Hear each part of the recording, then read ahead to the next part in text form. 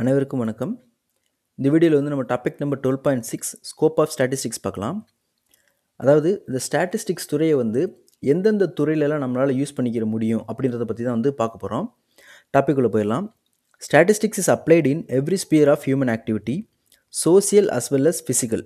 அதாவது மனித வாழ்க்கையில் வந்து நிறைய துறைகள், நிறைய ஸ்பியர் ஆஃப் இதில் வந்துட்டு நம்மளால் வந்துட்டு யூஸ் பண்ணிக்கிற முடியும் அப்படின்ற மாதிரி சொல்கிறாங்க. Social as well as physical இருக்குது. ஓகே, சில எக்ஸாம்பிள்ஸ் கொடுத்துருக்காங்க. Biology, commerce, education, planning, business management, information technology. இது வந்து ஒரு சின்ன எக்ஸாம்பிள்ஸ் தான். இந்தந்த துறைகளெல்லாம் நம்மளால் வந்து யூஸ் பண்ணிக்கிற முடியும்.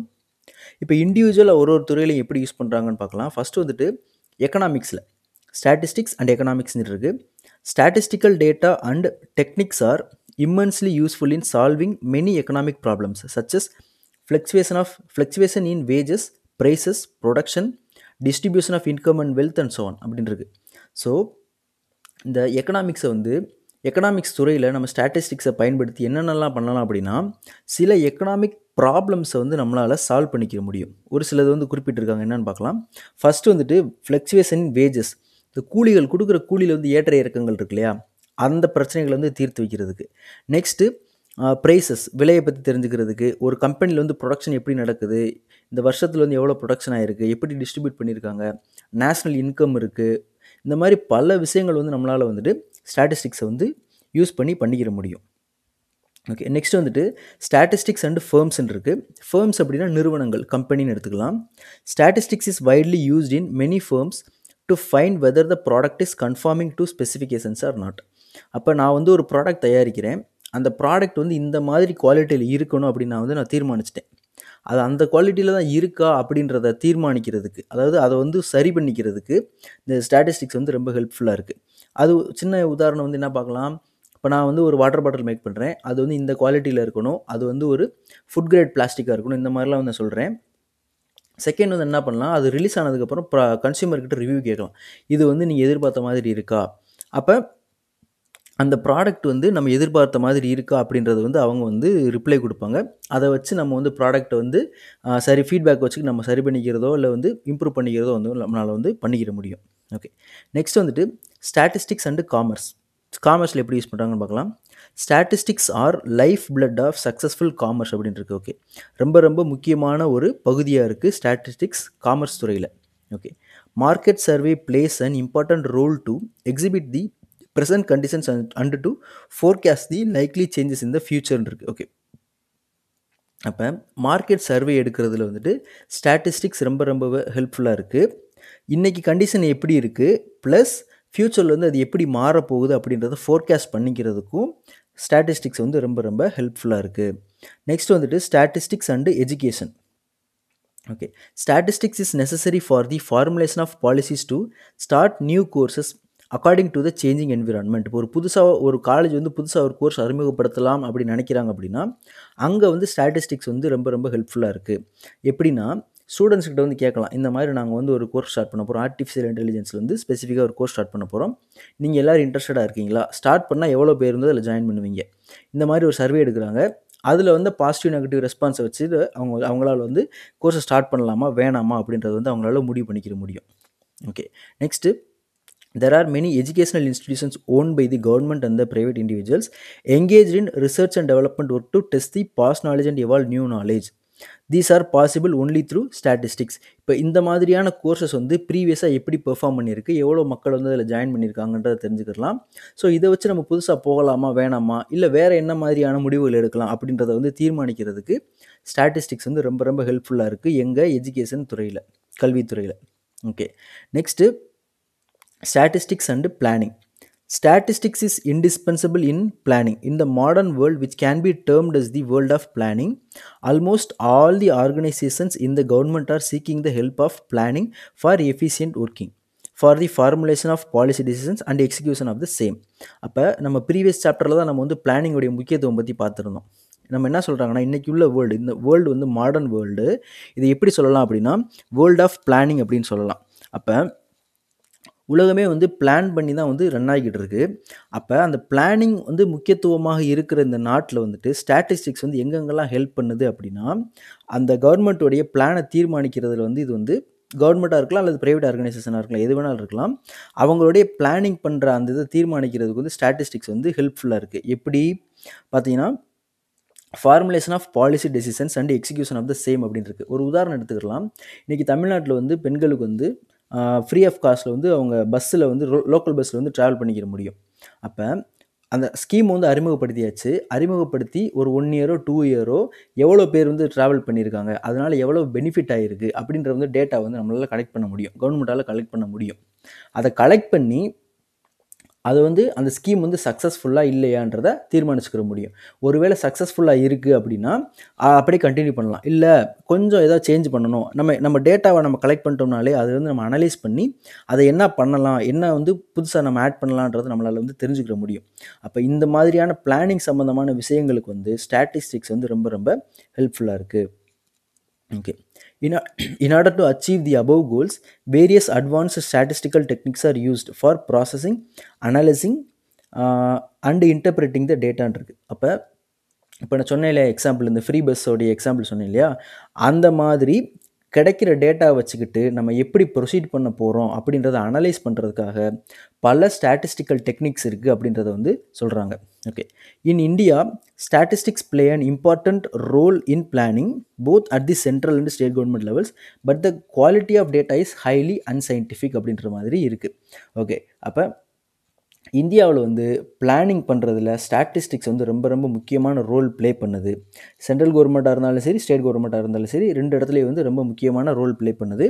But the quality of data, அந்த குவாலிட்டி ஆஃப் டேட்டா இருக்குல்ல, நம்ம கலெக்ட் பண்ணி வச்சுருக்க டேட்டா வந்து ரொம்ப அன்சைன்டிஃபிக்காக இருக்குது அப்படின்ற மாதிரி சொல்கிறாங்க. அதுக்கு வந்து வேரியஸ் ரீசன்ஸ் இருக்குது, அதை வந்து புக்கில் வந்து நோட் பண்ணலை.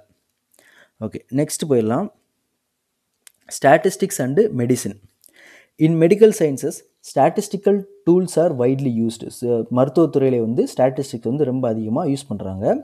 இன் order to test the efficacy of a new drug or to compare the efficacy of 2 drugs or 2 medicines, test for 2 samples is used. More and more applications of statistics are at present used in clinical இன்வெஸ்டிகேஷன்ஸ்னு சொல்லியிருக்கு. Okay, இது என்ன அப்படின்னா, இப்போ மருத்துவத்துறையில் வந்து புதுசாக ஒரு மருந்து கண்டுபிடிச்சிருக்காங்க. அந்த மருந்து வந்து எப்படி ஒர்க் ஆகுது அப்படின்றத வந்து எப்படி டெஸ்ட் பண்ணுவாங்க, எலி மீது சோதனை பண்ணி டெஸ்ட் பண்ணுவாங்க. அப்போ இத்தனை எலி எடுத்தோம், நம்ம இந்த மாதிரி ரிஃப்ளெக்ஷன் இருக்குது, இந்த மாதிரி வந்து பாசிட்டிவ் நெகட்டிவ்ஸ் இருக்குன்றத டேட்டாவை கலெக்ட் பண்ணிட்டோம் அப்படின்னா அந்த மருந்து எப்படி ஒர்க் ஆகுது அப்படின்றத வந்து நம்ம கண்டுபிடிச்சிடலாம். அதே மாதிரி 2 டிஃப்ரெண்ட் வேக்சின்ஸ் இருக்குது. எக்ஸாம்பிளுக்கு வந்து கோவிட் வேக்சின்ஸ் இருந்துச்சு இல்லையா, கோவேக்சின், கோவிஷீல்டு இருந்துச்சு. இது ரெண்டும் வந்து எப்படி பெர்ஃபார்ம் பண்ணுதுன்றதே நம்மளால் டேட்டா கலெக்ட் பண்ணி நம்மளால் எடுத்துக்கிற முடியும். அப்போ மருத்துவத்துறையில் இந்த மாதிரி தான் வந்து இதை யூஸ் பண்ணிக்கிட்டு இருக்காங்க. இது போக இன்னும் பல கிளினிக்கல் இன்வெஸ்டிகேஷன்ஸ்க்கு வந்து மெடிக்கல் துறையில் வந்து ஸ்டாட்டிஸ்டிக்ஸை வந்து பயன்படுத்திக்கிட்டு இருக்காங்க. Okay, statistics and modern applications சொல்லியிருக்கு, என்னென்னு பார்க்கலாம். Recent developments in the fields of computer and information technology have enabled statistics to integrate their models and thus make statistics a part of decision making procedures for many organizations. அப்போ இந்த இடத்துல வந்துட்டு நம்ம ID எடுத்துக்கலாம். ஐடியில் வந்து நம்ம இன்றைக்கி யூஸ் பண்ணுற மாடர்ன் அப்ளிகேஷன் டெவலப்மெண்ட்டில் வந்து ஸ்டாட்டிஸ்டிக்ஸ் வந்து ரொம்ப ரொம்ப யூஸ் பண்ணுறாங்க, அதிகமாக வந்து யூஸ் பண்ணிக்கிட்டு இருக்காங்க. Okay, there are many software packages available for solving simulation problems. இந்த ஸ்டாட்டிஸ்டிக்ஸை வந்து நம்ம மேனுவலாக பண்ணாமல் ப்ரோக்ராமிங் வச்சே பண்ணிக்கிறதுக்காக இன்றைக்கி நிறைய லைப்ரரிஸ் அண்ட் பேக்கேஜஸ் வந்து அவைலபிளாக இருக்குது. ஃப்ரேம் ஒர்க்ஸும் அவைலபிளாக இருக்குது. மெயினாக வந்து பைத்தானில் வந்து அது ரொம்ப அவைலபிளாக இருக்குது. ஓகே, நெக்ஸ்ட் 12.7 லிமிட்டேஷன்ஸ் ஆஃப் ஸ்டாட்டிஸ்டிக்ஸ்னு சொல்லியிருக்கு. ஸ்டாட்டிஸ்டிக்ஸில் என்னென்ன குறைகள் இருக்குது அப்படின்றத வந்து பார்த்துடலாம். Statistics with all its wide application in every sphere of human activity has its own limitations. என்னென்ன லிமிட்டேஷன்ஸ் இருக்குன்றதை பார்க்கலாம். Some of them are given below. Statistics is not suitable to the study of qualitative phenomenon. நம்ம ஆரம்பத்துலேருந்தே statistics என்னென்னு சொல்லிகிட்டு இருக்கோம். இந்த டேட்டாவை கலெக்ட் பண்ணி அதை ப்ராசஸ் பண்ணி அனலைஸ் பண்ணி இன்டர்பிரேட் பண்ணுறது தான் நம்ம வந்து பேசிக்கிட்டே இருக்கோம். அப்போ ஸ்டாட்டிஸ்டிக்ஸ் வந்து குவான்டிடேட்டிவ் ஃபெனாமினன் தான், இது குவாலிட்டேட்டிவ் கிடையாது. ஸ்டாட்டிஸ்டிக்கல் டேட்டா வச்சுக்கிட்டு நம்மளால் குவாலிட்டியை டிஃபைன் பண்ண முடியாது, குவாலிட்டியை ஐடென்டிஃபை பண்ண முடியாது. Okay, since statistics is basically a science and deals with the set of numerical data, it is applicable to the study of quantitative measurements. முதல் சொன்ன மாதிரி என்ன சொல்கிறாங்க, இது வந்து குவான்டிடேட்டிவ் மெஷர்மெண்ட்ஸுக்கு தான் வந்து பயனுள்ளதாக இருக்கும், குவாலிட்டிக்கு வந்து கிடையாது. Okay, as a matter of fact quality aspects like empowerment, leadership, honesty, poverty, intelligence cannot be expressed numerically and statistical analysis cannot be directly applied on this qualitative phenomena. அப்போ குவாலிட்டேட்டிவ்ன்றது என்னென்னலாம் மென்ஷன் பண்ணுறாங்க, எம்பவர்மெண்ட், எந்த மாதிரியான empowerment கிடச்சிருக்கு, எக்ஸாம்பிளுக்கு வந்து women empowerment எடுத்துக்கலாம், plus leadership, honesty, poverty, intelligence, இதெல்லாம் வந்து நம்ம குவாலிட்டியை வச்சு தான் நம்மளால் வந்து இதை டிஃபைன் பண்ணிக்கிற முடியும். அப்போ இந்த மாதிரியான விஷயங்களை வந்து அனலைஸ் பண்ணுறதுக்கு இந்த ஸ்டாட்டிஸ்டிக்ஸ் வந்து ஹெல்ப் பண்ணாதுன்னு சொல்கிறாங்க. ஓகே, செகண்ட் வந்துட்டு statistical laws are not exact அப்படின்னு இருக்கு. என்னென்னு பார்க்கலாம். It is well known that mathematical and physical sciences are exact. இப்போ மேக்ஸில் வந்து ஒரு தியரம் எடுத்துக்கலாம், பித்தாகரஸ் தியரம் எடுத்துக்கிட்டோம் அப்படின்னா அதில் சொல்லப்படுற அந்த விஷயங்கள் வந்து என்றைக்குமே அது வந்து ட்ரூ, எக்ஸாக்டாக இருக்கும், மாறவே மாறாது. Same with physical sciences also. Okay, but statistical laws are not exact and statistical laws are only approximations சொல்லியிருக்கு. அப்போ இந்த ஸ்டாட்டிஸ்டிக்ஸில் சொல்லப்படுறது வந்து எக்ஸாக்டாக இருக்காது, இன்றைக்கி வேறு மாதிரி இருக்கலாம், நாளைக்கு வேறு மாதிரி இருக்கலாம். அண்ட் இது வந்து அப்ராக்சிமேஷன்ஸ் தான், எக்ஸாக்டான வேல்யூஸ் கிடையாது, ஒரு அப்ராக்சிமேட்டாக தோராயமான வேல்யூ தான் நம்மளால் வந்து ஸ்டாட்டிஸ்டிக்ஸை வந்து நம்மளால் எடுத்துக்கிற முடியும். Okay, statistical conclusions are not universally true, they are true only on an average. அப்போ எக்ஸாக்டாக இதுதான் நம்மளால் வந்து ஆணித்தரமாக சொல்ல முடியாது, ஒரு ஆவரேஜ், தோராயமாக அல்லது அப்ராக்சிமேட்டாக தான் நம்மளால் வந்துட்டு வேல்யூ வந்து டிஃபைன் பண்ணிக்கிற முடியும் ஸ்டாட்டிஸ்டிக்ஸை வச்சு. Okay, third point, statistics table may be misused. Okay, இது வந்து ரொம்ப முக்கியமான பாயிண்ட்டு. இப்போ இந்த நீயா நானா மாதிரியான ப்ரோக்ராம்லலாம் போயிட்டிங்கன்னா அதில் பேச வர்றவங்க வந்துட்டு இந்த மாதிரி அவங்க ஒரு கருத்தை சொல்லிவிட்டு அது வந்து ஸ்டாட்டிஸ்டிக்ஸாக ப்ரூவ் பண்ணியிருக்குன்னு அவங்க ஒரு டேட்டாவை காமிச்சிக்கிட்டு இருப்பாங்க. அது வந்து கரெக்டாக இருக்கா இல்லையான்றது வந்து தெரியாது, சும்மா வந்து ரேண்டமாக யூஸ் பண்ணிகிட்டு இருப்பாங்க. அதெல்லாம் வந்து ரொம்ப ரொம்ப தப்பான விஷயம். ஓகே, இப்போ பார்க்கலாம், பாயிண்ட்டை பார்க்கலாம். Statistics must be used by only expert, otherwise statistical methods are the most dangerous tools in the hands of the inexpert persons சொல்லியிருக்கு. அப்போ இந்த ஸ்டாட்டிஸ்டிக்ஸ் வந்து நல்லா தெரிஞ்சவங்க மட்டும்தான் ஸ்டாட்டிஸ்டிக்கல் டேட்டாவை ஹேண்டில் பண்ணணும், அவங்க தான் பண்ணணும். ஒருவேளை எக்ஸ்பர்ட் இல்லாத ஒரு நார்மல் பீப்புள் வந்து ஸ்டாட்டிஸ்டிக்கல் டேட்டாவை அனலைஸ் பண்ணுறாங்க அப்படின்னா அவங்க மிஸ்டேக் பண்ணுறதுக்கு அதிகமான வாய்ப்புகள் இருக்குது, அது ரொம்ப டேஞ்சராக போய் முடிகிறதுக்கான வாய்ப்புகளும் இருக்குது. The use of statistical tools by the inexperienced and untrained persons might lead to wrong conclusions சொல்லியிருக்கு. அப்போ எக்ஸ்பர்ட்டாக இல்லாத யாரோ ஒருத்தர் வந்து டேட்டாவை ஹேண்டில் பண்ணுறாரு அப்படின்னா அவர்கிட்ட அதுலேருந்து அவர் இன்டர்பிரேட் பண்ணுறதும் அனலைஸ் பண்ணுறதும் தப்பாக இருக்கும். ஃபைனலாக வந்து அவுட்கம் வந்து ரொம்ப ரொம்ப பெரிய போய் மிஸ்டேக்காக போய் முடிஞ்சிடும். ஓகே, அடுத்து fourth point, statistics is only one of the methods of studying a problem அப்படின்றது என்னென்னு பார்க்கலாம். Statistical methods does not provide complete solutions of the problems because problems are to be studied taking the background of the country's culture, philosophy, religion, etc. என்ன சொல்ல வராங்க அப்படின்னா, இப்போ ஒரு ப்ராப்ளமை நம்ம அனலைஸ் பண்ணணும் அப்படின்னா ஸ்டாட்டிஸ்டிக்கல் டேட்டா மட்டும் நமக்கு போதுமானதாக இருக்காது, அதை மட்டும் வச்சுக்கிட்டு நம்மளால் வந்து ஒரு கம்ப்ளீட் ப்ராப்ளம் வந்து அனலைஸ் பண்ணிட முடியாது. இன்னும் வேறு சில பேக்ரவுண்ட்லாம் இருக்குது. ஒரு சின்ன உதாரணத்துக்காக ஒரு கண்ட்ரியை பற்றின அனாலிசிஸ் நம்ம பண்ணுறோம் அப்படின்னா அந்த கண்ட்ரியோட பேக்ரவுண்ட் எப்படி இருக்குது, கல்ச்சர் எப்படி இருக்குது, ஃபிலாசபி எப்படி இருக்குது, அது என்ன ரிலீஜனை பற்றி இது பண்ணுது, இந்த மாதிரி பல விஷயங்களை வந்து நம்ம வந்து கேதர் பண்ணி தான் ஒரு ப்ராப்ளமை வந்து அனலைஸ் பண்ண முடியும். ஜஸ்ட் வித் ஸ்டாட்டிஸ்டிக்கல் டேட்டா நம்மளால் அனலைஸ் பண்ணிக்கிற முடியாது. Okay, thus statistical study should be supplemented by any other evidence சொல்லியிருக்கு. வேறு ஏதாவது எவிடன்ஸை ஆட் பண்ணி தான் நம்மளால் அனலைஸ் பண்ண முடியும். ஒன்லி இந்த ஸ்டாட்டிஸ்டிக்கல் டேட்டா மட்டும் போதுமானதா அப்படின்னா போதுமானது கிடையாது. ஓகே, 12.8 பார்த்துடலாம். நெக்ஸ்ட்டு டைப்ஸ் ஆஃப் ஸ்டாட்டிஸ்டிக்ஸ்னு சொல்லியிருக்கு. என்னென்ன டைப்ஸ், 2 டைப் இருக்குது. There are 2 major types of statistics named as descriptive statistics and inferential statistics இருக்குது. என்னென்னு பார்த்துடலாம். First descriptive statistics, the branch of statistics devoted to the summarization and description of the data is called descriptive statistics. அதாவது இப்போ என்கிட்ட வந்து ஒரு data இருக்குது. For எக்ஸாம்பிளுக்கு வந்துட்டு இந்த வருஷம் வந்து எவ்வளவு பேர் ஸ்கூல் எஜுகேஷன் முடிச்சுட்டு காலேஜ் எஜுகேஷனுக்கு போகிறாங்க, அந்த டேட்டா என்கிட்ட வந்து இருக்குது. அப்போ அதை வச்சுக்கிட்டு இத்தனை பேர் போயிருக்காங்க, இந்த மாதிரி கோர்சஸ் ஜாயின் பண்ணியிருக்காங்க, இத்தனை பேர் ஜாயின் பண்ணலை, இந்த மாதிரி நான் வந்து அனலைஸ் பண்ணுறேன் இல்லையா, அந்த டிஸ்கிரிப்ஷன் கொடுக்குறேன் இல்லையா, இதுதான் வந்து இந்த டேட்டா இத்தனை பேர் இதுன்னு சொல்லி டிஸ்கிரிப்ஷன் கொடுக்குறேன், அதுதான் வந்து descriptive statistics. Okay, next inferential ஸ்டாட்டிஸ்டிக்ஸ்னு சொல்லியிருக்கு. The branch of statistics concerned with using sample data to make an inference about a population of data is called inferential statistics. சொன்ன descriptive statistics நம்ம என்ன பண்ணுறோம், இந்த டேட்டா வந்து நம்ம வந்து சொல்கிறோம் இப்படி இருக்குது, இத்தனை நம்பர் இருக்குது, இத்தனை நம்பர் இருக்குன்னு. அப்போ அதிலிருந்து நம்ம என்ன அவுட்கம் எடுக்கிறோம். இப்போ இந்த மாதிரி டேட்டா இருக்குது. ஃபார் எக்ஸாம்பிளுக்கு வந்துட்டு 12th முடிச்சுட்டு இத்தனை பேர் வந்து பிஏ எக்கனாமிக்ஸ் சேர்ந்துருக்காங்க அப்படின்றத சொல்கிறது மட்டும் டிஸ்கிரிப்டிவ் ஸ்டாட்டிஸ்டிக்ஸ்.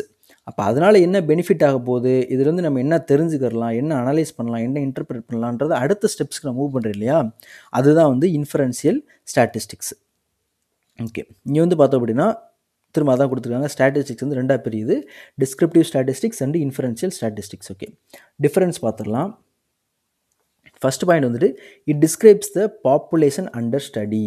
அது என்ன நம்ம எடுத்திருக்கோம் அப்படின்ற டேட்டாவை வந்து ஸ்டடி பண்ணி அதுலேருந்து ஒரு டிஸ்கிரிப்ஷன் கொடுக்கும், அவ்வளோதான். அதை வந்து டிஸ்கிரைப் பண்ணிடும், அந்த டேட்டாவை டிஸ்கிரைப் பண்ணும், அவ்வளோதான் இதால் பண்ண முடியும். நெக்ஸ்ட்டு இன்ஃபரன்ஷியல் ஸ்டாட்டிஸ்டிக்ஸில் பார்த்தோம் அப்படின்னா it Dras conclusions for the population based on the sample result. எனக்கு கிடச்சிருக்கிற ரிசல்ட்டை வந்து நான் ஒரு கன்க்ளூஷனுக்கு வந்துடுவேன், இதுதான் நடக்குது, இதுதான் நடக்க போகுது அப்படின்றத வந்து கன்க்ளூஷன் கொண்டு வர முடியும் என்னால். அது வந்து இன்ஃபரன்ஷியல் ஸ்டாட்டிஸ்டிக்ஸில். Okay, second point it presents the data in a meaningful way through charts, diagram, graphs and other than describing in words. சும்மா வேர்ட்ஸை டிஸ்கிரைப் பண்ணாமல் என்னால் சார்ட்டாக பிளாட் பண்ண முடியும், ஒரு டயக்ராமாக பண்ண முடியும், கிராஃபை ரெடி பண்ண முடியும். இதெல்லாம் வந்து டிஸ்கிரிப்டிவ் ஸ்டாட்டிஸ்டிக்ஸ்குள்ளே வருது. இன்ஃபரன்ஷியலில் பார்த்தோம் அப்படின்னா it uses hypothesis testing and predicting on the basis of the outcome. எனக்கு ஒரு அவுட்கம் கிடச்சிருச்சு இல்லையா, அந்த அவுட்கம் வச்சுக்கிட்டு நான் ஃபர்தராக என்ன பண்ண முடியும். சிம்பிளாக டெஃபனிஷன் என்னன்னா, டிஸ்கிரிப்ஷன் வந்து இதான் டேட்டா, இதான் நம்பர்ஸ்ன்றதை மட்டும்தான் சொல்லும். இன்ஃபரன்ஷியல் வந்து இந்த டேட்டா இருக்கு இல்லையா, அதை வச்சு நம்ம அடுத்து என்ன ப்ரொசீட் பண்ண போகிறோம், அதுலேருந்து நம்ம என்ன எடுத்துக்கிறோம், என்ன கெயின் பண்ணுறோன்றது வந்து சொல்லும். ஓகே, தேர்ட் பாயிண்ட் வந்துட்டு it gives the summary of டேட்டான் இருக்கு. ஓகே, இதான் டேட்டா, ஓவரால் எத்தனை பேர் ஜாயின் பண்ணியிருக்காங்கன்றதான் summary. Okay, it tries to understand the population beyond the sample. அப்போ ஃபஸ்ட்டு வந்து சம்மரி ஆஃப் டேட்டா கவுண்ட்டை மட்டும் கொடுத்துரும். செகண்ட் வந்துட்டு இந்த கவுண்ட் இருக்கு இல்லையா, அதை வச்சு பாப்புலேஷன் பிஹைண்ட் த டேட்டா அதை வந்து டிஃபைன் பண்ணுறதுக்கு, அதை அண்டர்ஸ்டாண்ட் பண்ணிக்கிறதுக்கு வந்து இது ரொம்ப ஹெல்ப்ஃபுல்லாக இருக்கும். ஒரு சின்ன எக்ஸாம்பிள் பார்த்துடலாம். இப்போ இந்த தேர்தல் கருத்து கணிப்புன்னு சொல்லி எடுப்பாங்க. ஒரு ஊரில் வந்துட்டு ஒரு 10 லட்சம் மக்கள் இருக்காங்கன்னு வச்சுக்கலாம் ஒரு எக்ஸாம்பிளுக்கு. 10 லட்சம் பேரையுமே போய் அவங்க வந்து கருத்து கணிப்பு கேட்க மாட்டாங்க. அதுலேருந்து ரேண்டமாக ஒரு 1000 பேரோ 4000 பேரோ ரேண்டமாக பிக் பண்ணி தான் கேட்பாங்க. அப்போ அந்த 10 லட்சம் இருக்கு இல்லையா, ஓவரால் கவுண்ட்டு, அதை தான் வந்து பாப்புலேஷன் சொல்கிறோம். அந்த 4000மோ 1000மோ செலக்ட் பண்ணுறாங்களே, அதுதான் வந்து சாம்பிள். அப்போ இந்த சாம்பிளோடைய டேட்டாவை மட்டும் ரிலீஸ் பண்ணுறாங்க அப்படின்னா அது வந்து டிஸ்கிரிப்டிவ் ஸ்டாட்டிஸ்டிக்ஸ். அப்போ அந்த 4000 சாம்பிளை வச்சுக்கிட்டு அதுலேருந்து நம்ம பாப்புலேஷனை அண்டர்ஸ்டாண்ட் பண்ணிக்கிட்டு ட்ரை பண்ணுறோம் இல்லையா, அந்த டெக்னிக்ஸ்லாம் யூஸ் பண்ணுறோம் இல்லையா, அது வந்து இன்ஃபரன்ஷியல் ஸ்டாட்டிஸ்டிக்ஸ். இப்போ நெக்ஸ்ட் பாயிண்ட் வந்துட்டு 12.9 டேட்டா. இது வந்து நம்ம நெக்ஸ்ட் வீடியோவில் பார்க்கலாம். தேங்க்யூ.